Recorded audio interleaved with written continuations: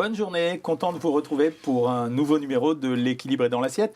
Cette fois-ci, une spéciale, accompagnée bien entendu de la charmante Éléonore Bocarin. Bonjour Jean-Michel. Et un invité particulier, Daniel Dayan. C'est pour ça que je dis émission spéciale, parce que vous allez voir qu'avec ce petit fruit, qui s'appelle une pomme, on réussit à faire une vraie émission. Et Daniel Dayan s'occupe d'un restaurant qui s'appelle Pommes, où on ne mange que de la pomme. Et vous allez voir comme c'est original, vous allez tout savoir sur la pomme et surtout découvrir de nouvelles façons de la consommer et en même temps ses propriétés presque thérapeutiques. Mais auparavant, la question de notre téléspectateur ou téléspectatrice. Mais qu'est-ce qu'on peut amener au boulot quand on a faim dans la journée ? Bah une pomme. Tiens donc. Alors ça dépend en fait. En réalité, la question est très intelligente dans la mesure où ça dépend vraiment de comment vous allez organiser votre journée alimentaire. Il y a des gens qui mangent plus au petit déjeuner et dans ces cas-là, on leur donne une mini collation dans la matinée, c'est-à-dire style le mini sandwich, typique la tranche de fromage, les 2 petites tranches de pain et éventuellement effectivement un fruit pour faire des fibres. Il y a ceux qui mangent pas suffisamment le midi et c'est pareil, on peut leur donner quelque chose de complet. Et il y a ceux qui ont envie de grignoter et effectivement, même si c'est assez traditionnel de le dire, on peut grignoter des fruits, particulièrement les pommes, sauf que vous avez toujours l'habitude de prendre les pommes à croquer. Vous allez découvrir tout au long de cette émission qu'il y a 1001 façons de manger des pommes. On verra ça ensemble notamment. Et qu'est-ce qu'on fait là, en principe, à cette heure-ci ? On zoome. On y va.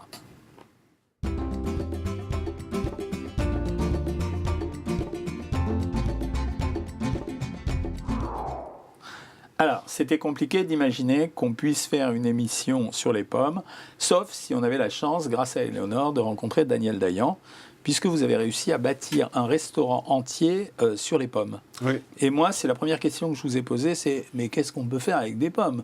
Ça veut dire, si on fait un restaurant, on ne peut pas aller manger chez vous juste une pomme, même si c'est en dessert. Et vous m'avez répondu ?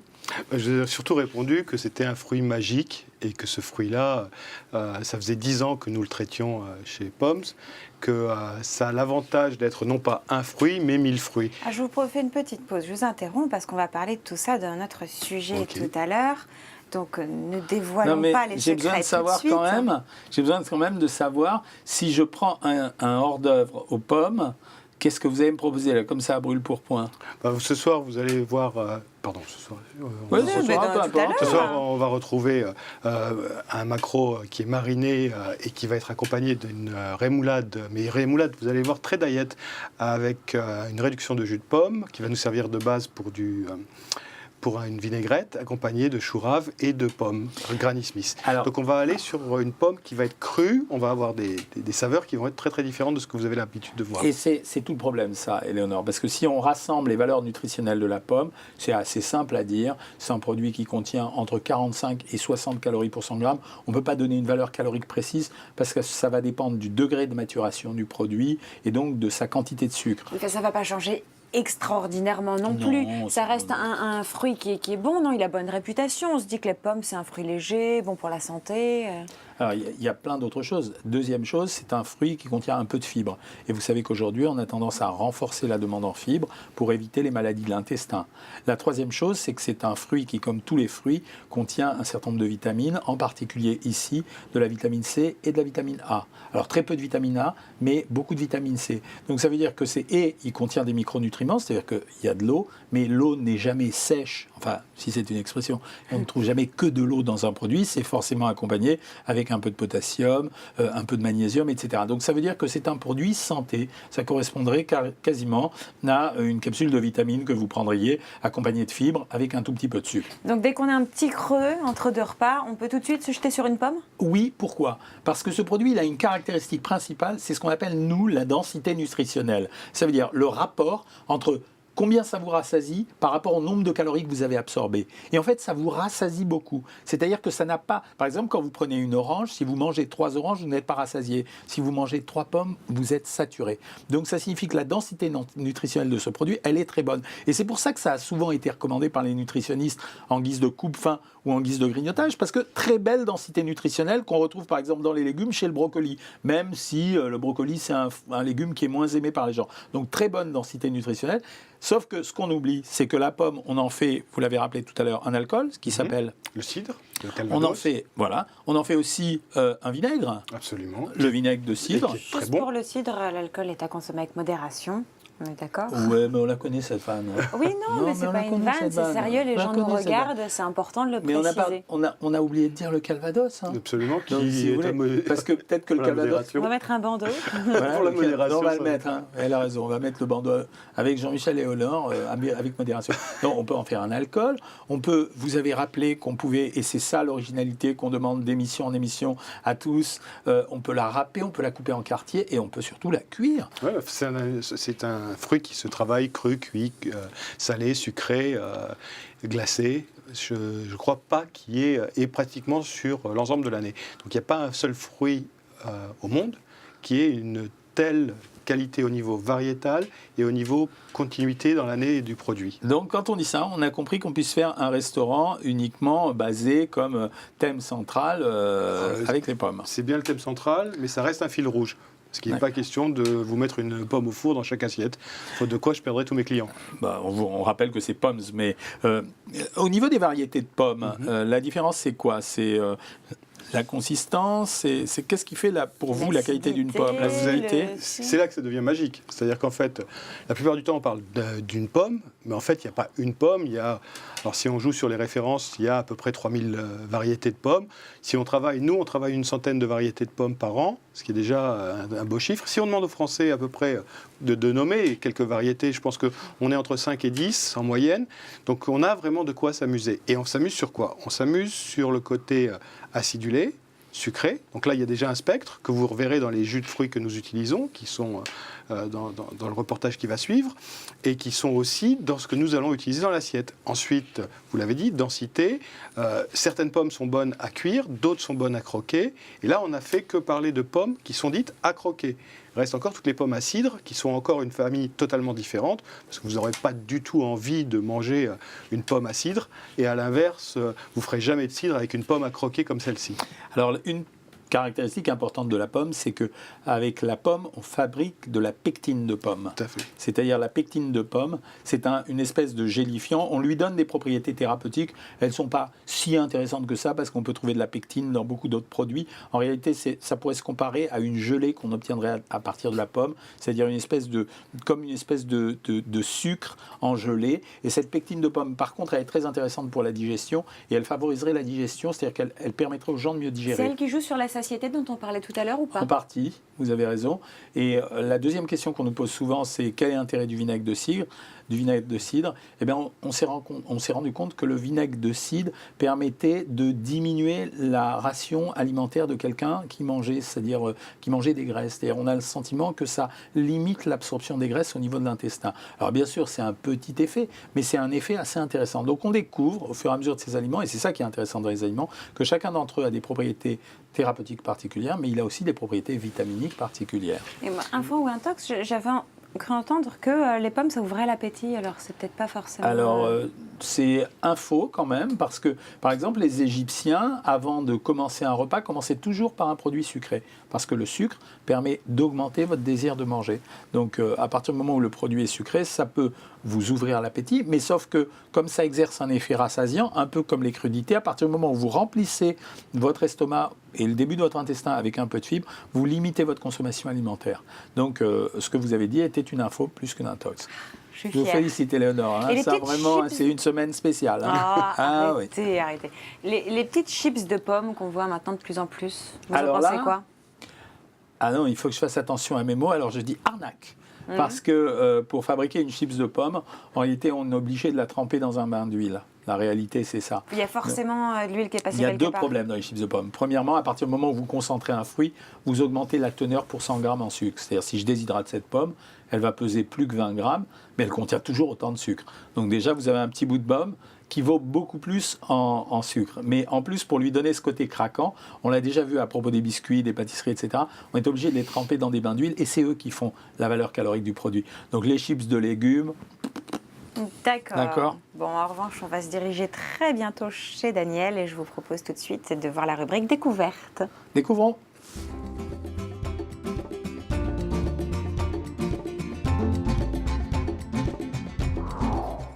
Ça fait plaisir de découvrir, hein. Ah, j'adore Surtout ça. avec vous. Ah, Mais vous trouvez c'est toujours les gentil. bons endroits, c'est ça qui est bien. Et je propose au directeur de super cette endroit. émission de peut-être, on avait arrêté de vous payer parce que vous mangez gratuitement à chaque reportage, mais maintenant je pense que vous allez nous payer.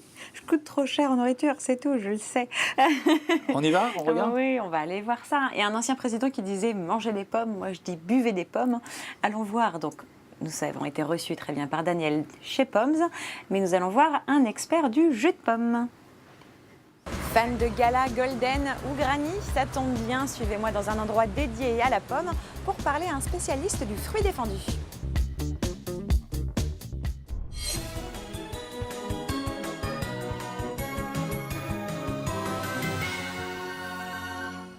Ici, le propriétaire est tombé amoureux de la pomme. On le fait que ce fruit qui est magique, on le décline dans tous nos plats, on le décline dans toutes nos boissons, et cela depuis une dizaine d'années. Et les possibilités semblent infinies. En sucré, en salé, en glacé, en liquide, alcoolisé ou pas. Mais parlons un peu avec notre spécialiste du jus de pomme. Posons des produits simples autour de la pomme, avec des jus de pomme monovariétaux. Ainsi, le consommateur peut choisir en fonction de sa variété préférée. Par exemple, la Gala, C'est une variété bien connue, sucrée, avec des tendances caramélisées, la Golden, qui, elle, rappelle un petit peu les saveurs de l'été indien. la Tentation avec ses saveurs de tarte tatin. La Braeburn, qui est sûrement la plus équilibrée en termes de saveur entre le sucre et l'acidité. La Pink Lady avec ses tonalités de pêche blanche et la Granny, plus tonique et acide. Qui rappelle pleinement la pomme verte bien fraîche. Ensuite, pour en faire un jus, On presse, on pasteurise et on ferme la bouteille. tout simplement. À savoir que nous mettons 1,5 kg de jolies pommes par litre de pommes en jus. Ça tombe bien puisque les pommes sont un véritable allié santé.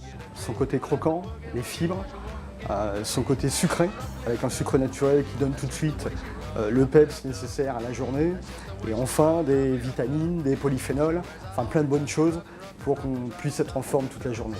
Xavier l'a bien compris en créant ces 3 gammes, saveur, plaisir et bien-être. Et c'est pour qui la dégustation? Comme d'hab, pour ma pomme. Je suis catastrophé de voir tout ce que vous mangez régulièrement. Mais j'aime manger, ça ne va pas vous catastropher quand même. Parlez-moi un peu du jus de pomme. Vous avez testé plusieurs jus de pomme différents alors? Oui, j'en ai goûté plusieurs. Alors, au niveau des effets bénéfiques à long terme, sur le côté vitalité, beauté, santé, ça, je ne peux pas vous dire. Mais gustativement, c'était vraiment autre chose que certains jus de pomme. D'accord. Est-ce que vous pensez que c'est le sucre qui fait la différence ou c'est vraiment la qualité, la qualité de la pomme, parce que ça se sent. Il y a une gourmandise en bouche, il y a quelque chose, on sent que la saveur est différente. On vous en demande souvent du jus de pomme. Bon, dans votre restaurant pomme sûrement, mais est-ce que vous pensez que c'est une boisson favorite des Français? Alors ça pourrait le devenir, et c'était notre objectif. Nous, on sert des petits déjeuners depuis des années. Vous avez parlé tout à l'heure de pectine, donc on fait nos propres confitures. Et pour moi, c'était un must que d'avoir du jus de pomme. Il était hors de question. Je ne crois même pas qu'on ait du jus d'orange dans la maison, peut-être pour quelques cocktails. Donc on a du jus de pomme, mais en plus, on a 7 variétés de jus de pomme. Mais là, Et on l'impose. Il y a une question qui me vient en tête, qui m'intrigue. Ça existe, la confiture de pomme? Oui. Bien sûr. C'est vrai, mais c'est pas très répandu, quoi. Non, mais c'est justement là que ça devient intéressant, parce qu'en fait, nous, on fait des confitures à base de pommes, non pas avec un fruit qui accompagnerait la pomme, mais surtout à base de pommes. Et on a besoin de rajouter aucune pectine. Vous en avez parlé tout à l'heure. D'accord, Donc, vous rajoutez quand même du sucre pour la Je faire. rajoute du sucre, mais ça me permet d'avoir un fruit qui va être associé. Ça peut être à des épices, ça peut être à d'autres parfums. Et oui. Là, on a des choses qui vont être absolument magnifiques. Ce que vous dites là, c'est très intéressant. C'est-à-dire que nous, on aime bien dans cette émission expliquer qu'il faut varier les aliments. Absolument. Et en fait, il y a des fruits qui s'assemblent. C'est vrai que la pomme, c'est un fruit qui se prête à recevoir des épices. Ça veut dire que contrairement, Pomme par exemple, cannelle, oui, ça. voilà, vous pouvez pas faire de la mangue curry ou de la mangue cannelle, Tout à mais fait. là, vous pouvez faire pomme cannelle, pomme curry, Pomme thym, absolument. vous avez, C'est ça la particularité de ce fruit, c'est qu'il a une il teinte. absorbe et en même Ouais, temps, absolument. il va servir d'exhausteur pour d'autres parcs. Merci. C'est là qu'il est vraiment Vous amusant. m'avez fait du bien justement Excusez-moi. ce qui va m'arriver. Et oui, puisque je vais vous faire décrypter dans un instant. Vous avez peur? Très peur, surtout quand vous dites ça comme ça, décrypter. J'en sais que vous allez m'arracher la tête. Tremblez.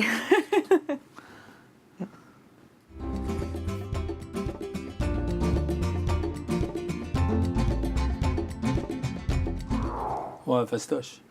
Hey. Il fallait choisir plus dur. Décrypter une Magique. tarte aux pommes. Bah, quand même. Vous en avez mangé la moitié. Non? Mais si, c'est pas Mais non, c'était une part l'habituelle tarte aux pommes que vous prenez. Non, c'est une part individuelle qu'on peut acheter au supermarché. Et donc voilà, je n'ai rien touché pour l'instant. Alors, pour une fois dans ma vie, voici un produit de supermarché que j'ai trouvé bien. Ah, c'est vrai? Mais oui, parce que j'ai trouvé. Alors voilà, On peut la avoir un proposition de ce jingle, produit. genre Alléluia, ouais, un truc génial là. c'est exactement ça. C'est ce produit. Quand j'ai regardé l'étiquette, 47% de pommes, 23% de compote de pommes, la pâte brisée, donc elle n'était pas détaillée, mais on voyait qu'il y avait une pâte. Bon, une pâte. Hein. Et le seul reproche que j'aurais fait, c'est la petite finesse de nutritionniste, c'est que comme on n'est pas certain de la qualité de la pomme, ils avaient rajouté du sucre. Ce qui leur permet de donner au produit vraiment le goût qu'ils ont envie de nous donner. C'est-à-dire, ça doit être sucré. Mais est-ce que je peux leur reprocher? Confort, en fait. Voilà, est-ce que je peux leur reprocher?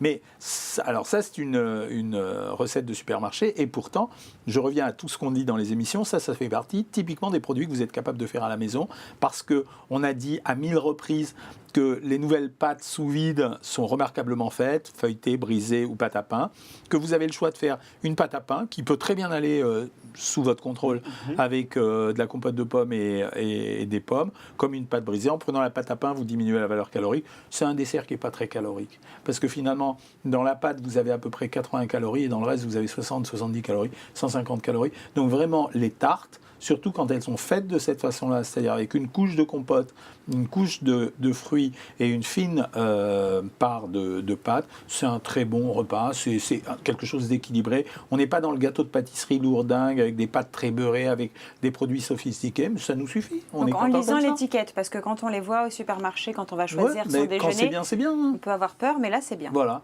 Bravo à la marque Bon, et si maintenant on renvoyait la pomme à ce monsieur-là, Daniel. Oui, parce que je pense que c'est bien joli de dire qu'on a un restaurant, monsieur Dayan. Hein. Pommes, Daniel Dayan, ok. Faites-nous voir ce que vous savez faire. Je vous en prie. Et surprenez-nous surtout. Voilà. Mais je vous en prie, je crois qu'on a un sujet qui a été filmé. Exactement. Alors commençons par regarder ça.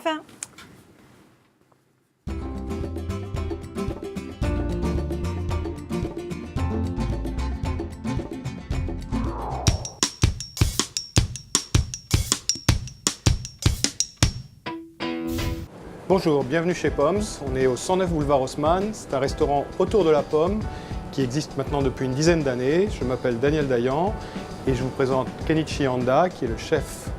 Aujourd'hui, on va vous présenter un maquereau, mais avec des pommes et de façon totalement différente de ce qu'on peut attendre. Alors, on va travailler un superbe maquereau qui vient de Bretagne. On va jouer avec du wasabi, qui est un raifort ou une moutarde japonaise. On va se servir de gros sel. On va utiliser un peu de crème fraîche, du vinaigre de riz pour la marinade du maquereau, de l'huile de pépins de raisin, du vinaigre de cidre pour notre vinaigrette, du jus de pomme, pur jus, de la moutarde, un peu de sel, deux variétés de pommes, de la Elstar parce qu'elle est parfaite crue et qu'elle permet de travailler sans être oxydée, des Granny Smith, un petit peu de citron, de l'aneth, et un produit que les Français oublient d'utiliser de temps en temps et qui est magnifique, qui est le chou rave. Première étape, on lève les filets du maquereau et on enlève les petites arêtes au milieu. Si vous n'avez pas un japonais en cuisine, vous pouvez prendre un poissonnier qui vous lèvera le filet. Maintenant, on va laisser Ken lever le filet, vous allez voir, il sait très très bien le faire. À toi de jouer.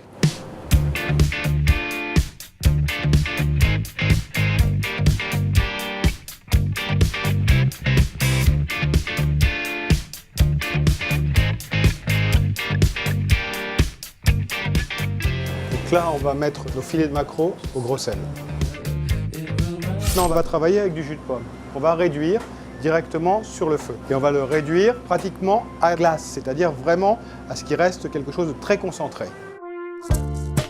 On va composer notre vinaigrette avec la réduction de jus de pomme. On est sur quelque chose de très concentré. On mélange notre concentré de jus de pomme avec du vinaigre de cidre, un petit peu de moutarde, et de l'huile de pépins de raisin, qui est une huile neutre, donc qui n'apporte pas de goût. Et du sel, bien évidemment.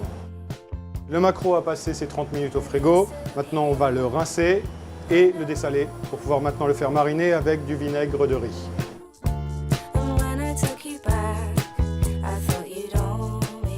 Pendant le temps de marinade, on va préparer la crème de wasabi. Donc wasabi, crème et la pomme Elstar qu'on va râper. Le tout va être mélangé.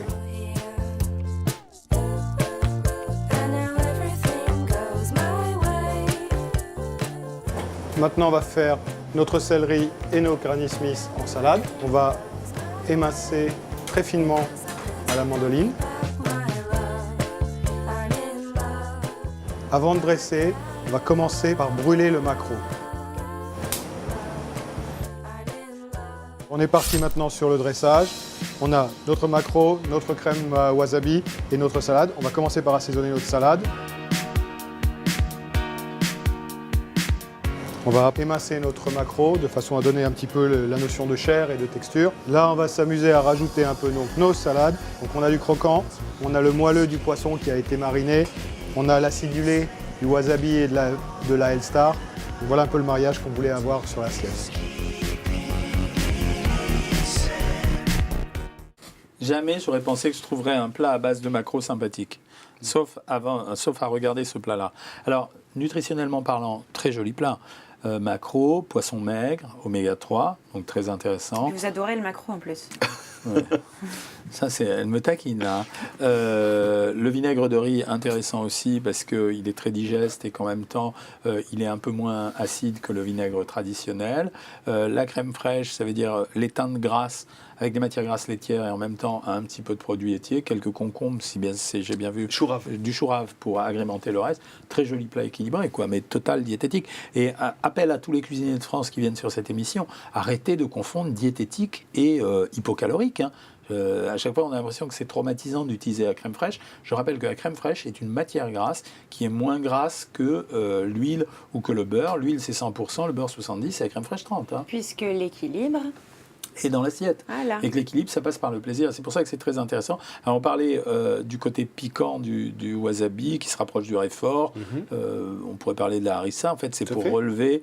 Le piment, c'était pour relever un plat, mais ça servait aussi d'antiseptique. C'est-à-dire que dans les pays où on avait tendance à faire des maladies intestinales à cause des microbes, on utilisait le piment. Ah, c'est bien, en fait. On prend le smecta en même temps que le repas, quoi. Voilà, c'est ça. Mais le smecta, c'est pour les jeunes femmes de votre génération. Vous avez compris ça? Oui, c'est capté. Bon, donc on continue par quoi là maintenant? On équivalencie? Moi, ah oui, j'adore ce verbe. C'est on magnifique. Équivalention. Moi, c'est Ségolène Royal qui m'a appris ça. On équivalencie. D'accord.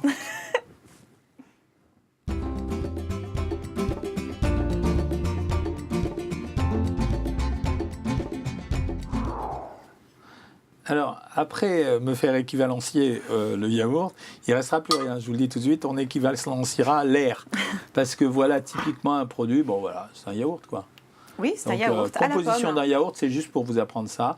Un yaourt, c'est finalement très peu de matière grasse. C'est pour ça que la distinction qu'on fait entre les yaourts à 0% ou nature ou entier, elle est très faible, quoi. Ça va de 0 g à 1,6 g à 3,2 g pour 100 ml Donc on se fait plaisir, on ne prend pas les yaourts voilà. aux fruits 0%. La différence, elle est de 25 calories entre un nature et un pas nature, hein, donc, et un 0%. La deuxième chose, c'est que le yaourt contient quand même 5 grammes de protéines pour 100 grammes. Donc quand vous prenez des protéines. Il n'y a pas que des protéines sous forme de viande. Et la troisième chose, c'est que ça contient beaucoup de ferments lactiques. Et de plus en plus, on se questionne sur le rôle de ces ferments lactiques dans l'intestin et sur la protection que ça pourrait exercer sur le surpoids ou non. Un rôle positif, a priori. A priori, c'est un rôle positif. Voilà, alors, si vous me demandez d'équivalencier... Eh bien, équivalenciez-moi ça, s'il vous plaît, Jean-Michel. Eh ben, il n'y a rien, quoi. Il y a 3,2 grammes de graisse, donc c'est vraiment une demi-cuillère à café de graisse. Oh là là, demi-cuillère à café, quoi. Voilà, et il y a la moitié d'un carré de sucre. Voilà pourquoi c'est intéressant. Et le sucre qu'on trouve dans le yaourt, ça s'appelle du lactose. Si vous le sentez moins sucré, c'est parce que le lactose a un pouvoir moins sucrant. C'est un quart de sucre, hein. Et si vous le sentez moins sucré, c'est parce que chaque sucre a un pouvoir sucrant particulier. La référence, c'est le glucose. Et le lactose, c'est 1,5 fois moins que le glucose. Donc, c'est pas trop sucré. Voilà pourquoi le yaourt reste un excellent produit dans tous les cas de figure. Et je rappelle, on parle tout le temps des 5 fruits et légumes. On nous a bassiné avec ça. On a oublié de dire que c'était 2 à 3 produits laitiers par jour. C'est ça ce que demandent les recommandations internationales. Oui, chef. Ça va? Ça va. Alors, merci Daniel Dayan de nous avoir accompagnés. Si vous voulez vous revoir, je vous conseille d'aller sur un site. Moi, je peux vous dire où c'est. Alors, c'est sur un site. Vous ne faites pas les 3 W, vous faites mcsbienêtre.fr. Les 3 W se mettront d'office. Et là, vous pourrez vous revoir. Vous pouvez revoir la charmante Éléonore Bocara. Vous ne verrez pas qu'elle a tout mangé sur le plateau. Et nous, on vous dit à très bientôt pour une nouvelle émission. Et au revoir Éléonore. Au revoir Jean-Michel. Au revoir Daniel, fidèle au poste.